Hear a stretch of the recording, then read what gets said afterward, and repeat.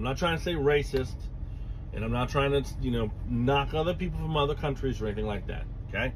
But I'm going to be very blunt and very honest about one of the biggest fucking problems in the trucking industry. Foreigners.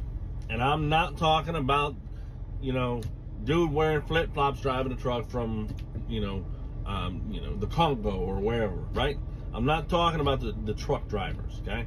What I'm talking about is companies that have come into existence and, for lack of better words, have zero to give as far as the rules, the regulations, and the way that this country operates. Well, guys, we had to spend another episode talking about controversial company SuperEGO. And for those of you who don't know, SuperEGO is a Serbian-owned, Chicago-based company. SuperEGO is mostly a leasing company, and they mostly have zero-down financing options.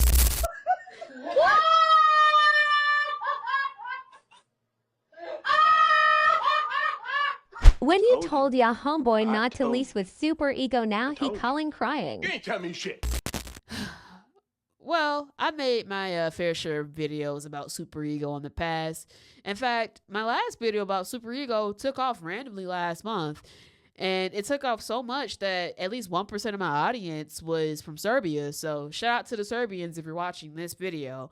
And also, please don't email me, SuperEGO. I've gotten emails from your safety department. I've gotten emails from the vice president. Yeah, don't email me.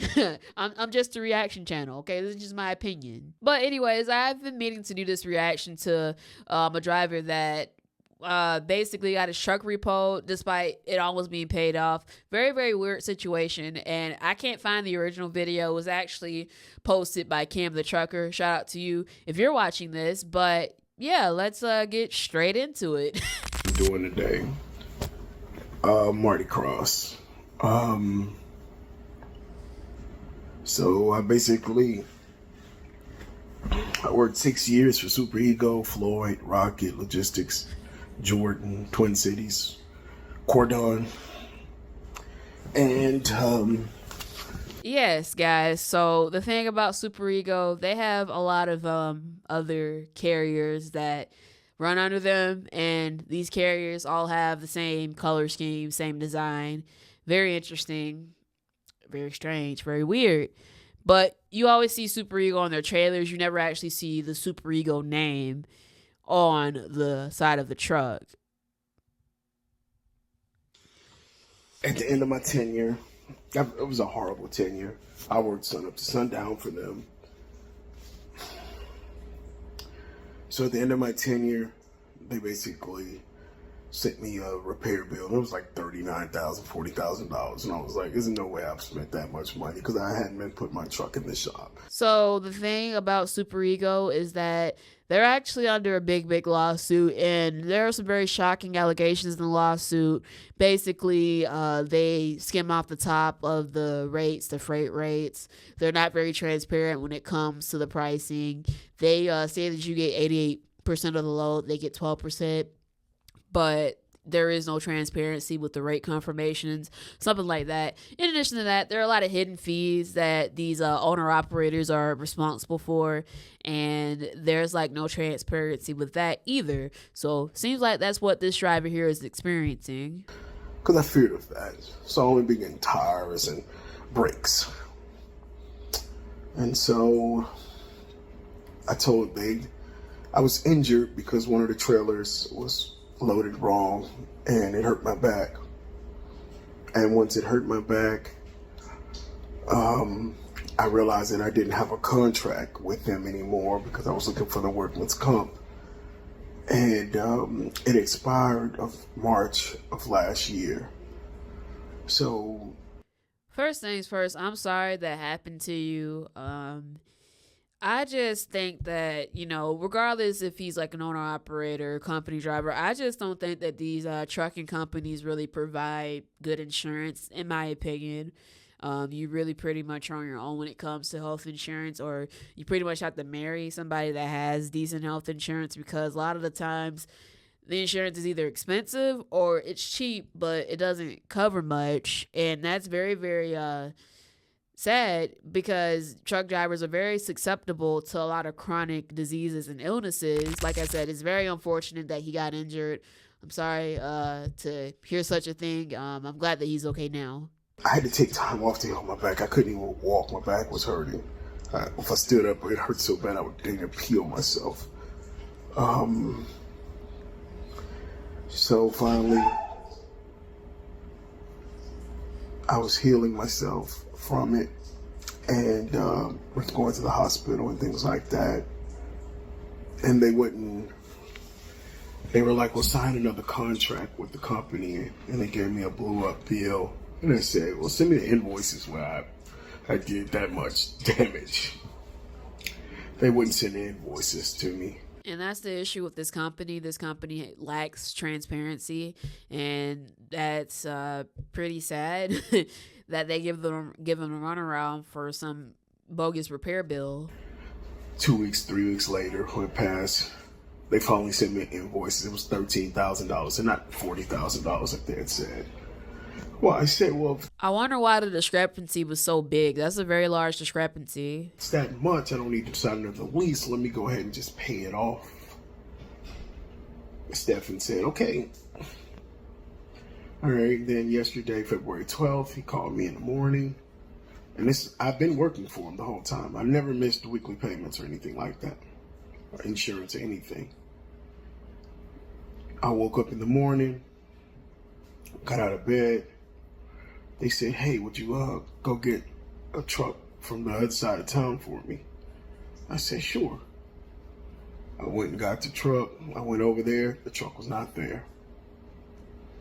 So they Ubered me back to Houston. And when they Ubered me back here, my truck was gone. So the thing about SuperEGO is because they have such a high turnover with these drivers, they only hire drivers if they have 3 months experience. And from what I hear, they don't really verify your experience either. So yeah, you can be a rookie straight out of CDL school and go to SuperEGO, and I don't think they actually verify it. My goodness. Okay, so yeah, that's why we see a higher instance of trailer truck abandonment with this company. People are very intolerant to BS, and it seems like SuperEGO is full of BS. So therefore, people will abandon their trucks, and the new drivers that come in, they sign a lease contract, and oftentimes their assignment is to go recover a truck. And it looks like they had him, a seasoned driver, because he's been with the company for 5-6 years, recover a truck that wasn't there. So it appears that SuperEGO may have tricked the guy. It's gone off the premises. And I couldn't believe it. I called them back. They weren't answering the phone. And I've made 250 payments. Wow. $650 every week. I've given 5 to 6 years to these people. 250 payments, $600 a week. Not financial advice, but had he invested that money into an S&P 500 ETF instead of a depreciating asset like a SuperEGO truck, he would probably not even have to work again. I'm just saying. The power of compound interest, especially considering that around the time he was leasing the truck, the stock market crashed. So he probably was better off buying at the bottom and building his way up to the top instead of putting all his money towards that. And for it to just be ripped away from him like it was nothing. That's really sad. I'm not laughing. I'm just saying that there are better ways. And this is not the way. It really is not the way. And he's saying that he works sun up to sundown. Mind you, SuperEGO is a Chicago-based carrier, so you know what that means. But basically, you taking hits. You taking about 5 hits before you actually get your money. And what it's doing is it's requiring for you to work a little harder in order to make money. But damn near you got to kill yourself in order to make money, which it shouldn't be like that at all, period. And I've also given 150 payments of $250, which is about $40,000. And that's what I've given to SuperEGO. I worked sun up, sun down, holidays, everything. Jordan, Cordon, and everything. And they took it. They just took it. 169,000. So that's a very, very expensive lesson that he learned, and I really do feel sorry for him. Now, I know that there are a couple YouTubers out there that have worked for SuperEGO that are currently at SuperEGO, and they're having a positive experience with them. To be honest with you, and this is just my opinion, I think that they're paid shills for SuperEGO. One of them actually commented on a video that I made about SuperEGO a year ago. Shout out to you if you're watching this video. But this is tragic, man. $169,000. If I remember, I will, in fact, no, of course I'm going to remember because I'm going to be editing this video. I will put the amount of money that he could have made in the stock market if he just took that 650 and put it into a VOO, VGT, VTI, IVV. You know what I'm trying to say. If he put his money in that every single week, this is how much he would have. Instead, he has no truck and $0.